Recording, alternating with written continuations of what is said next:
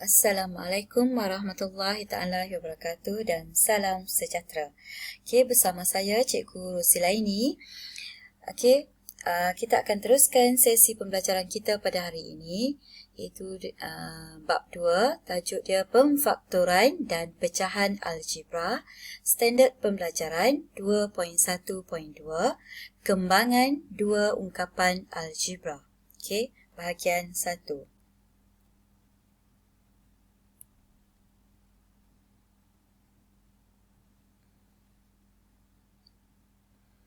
Okey, jenis kembangan bagi dua ungkapan algebra yang melibatkan, ada 3 jenis, iaitu yang pertama pendaraban satu sebutan algebra dengan satu ungkapan algebra.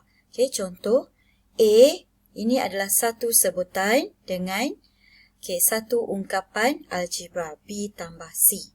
Kemudian bentuk yang kedua, pendaraban dua ungkapan algebra, iaitu ini satu ungkapan, ini lagi satu ungkapan. So, ini pendaraban dua kurungan. Ataupun A tambah B, A tolak B.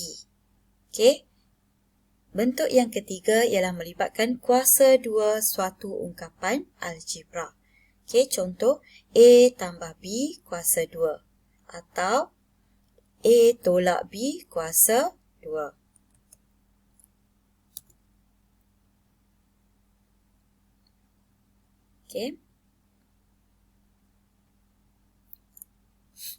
Bagi setiap sebutan yang berada di dalam kurungan, mesti didarabkan dengan sebutan yang berada di luar kurungan. Sebagai contoh, kembangkan setiap ungkapan berikut. Soalan A, 6 kurungan 3 tambah 4W. Bagaimana kita nak lakukan kembangan? Kamu boleh tengok cara pengiraan dia ataupun penyelesaian dia. Ada dua kaedah, iaitu satu menggunakan pendaraban, kita gunakan anak panah, ataupun menggunakan kaedah kotak. Hari ini cikgu tunjukkan dulu menggunakan kaedah anak panah. Contoh 6, ini kita kata tadi sebutan yang berada di luar kurungan. Darab dengan yang berada dalam kurungan. 6 dengan 3. So kita boleh tulis 6 darab dengan 3. Tambah 6 darab dengan 4. 6 darab 4 W. So kita dapat hasil je 6 darab 3, 18. Tambah dengan 24 W. Untuk yang kedua, contoh soalan B, 3R darab dengan R. Itu step yang pertama. So, kita tulis 3R darab dengan R. Kemudian sambung untuk yang kedua, 3R dengan 2S. So, depan ni adalah simbol negatif. Maka, 3R darab dengan negatif 2S.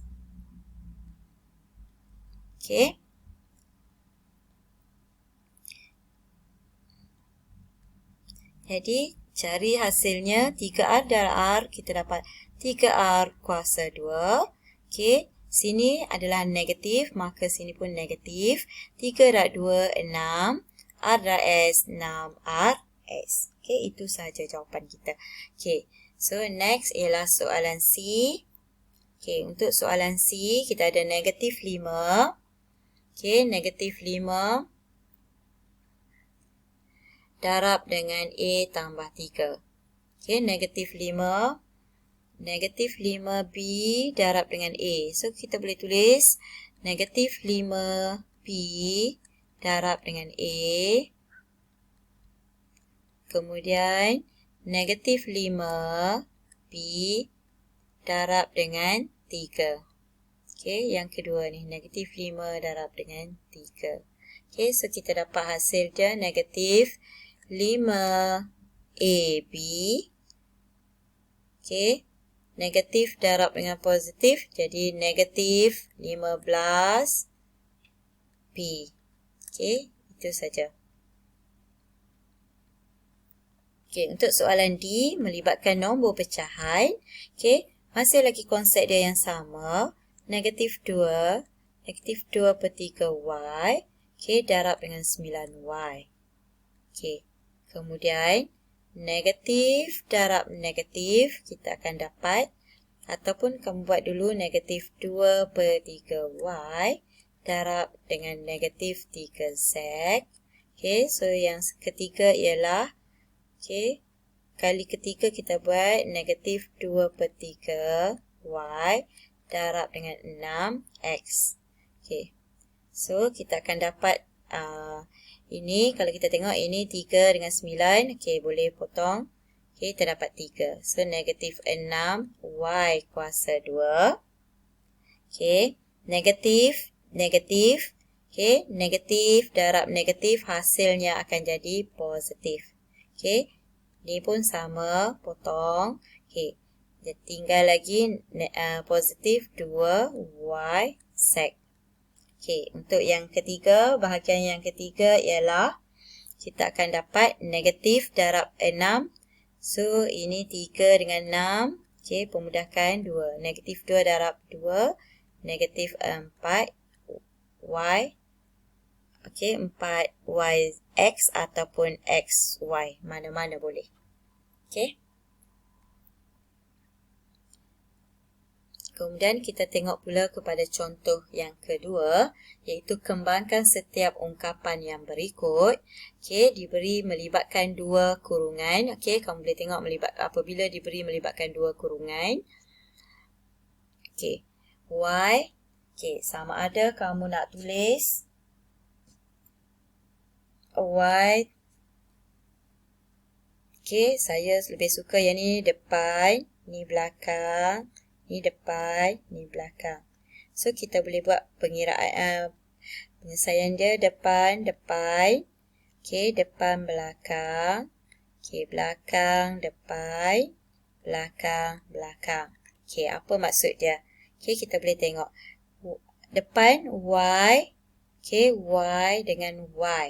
Maksudnya Y darab Y. Okey, kemudian depan dengan belakang. Okey, Y darab negatif 3. Okey, kemudian kita ada yang ni. Okey, belakang dengan depan. Okey, belakang depan itu 1 darab Y. Okey, belakang. Okey, BB kita dapat 1 darab negatif 3. Okey, so di sini kita akan dapat Y kuasa 2 tolak 3Y. Okey, tambah Y tolak 3. Oleh kerana ini adalah satu sebutan yang sama, maka kita boleh pemudahkan dia. Y kuasa 2, negatif 3 tambah 1, so kita dapat negatif 2Y tolak 3.